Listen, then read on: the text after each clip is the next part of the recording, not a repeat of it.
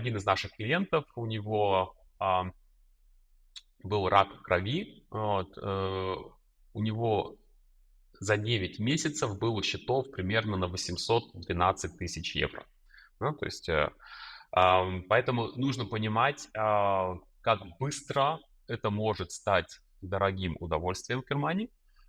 И поэтому, конечно же, страховки внимательно выбирают своего клиента. Потом, если клиент зашел и начал в частном страховании болеть, постоянно, эта болезнь может быть там и не рак, ну, то есть это может быть депрессия, вот, то страховая компания вынуждена здесь платить, и ничего с этим они сделать не могут.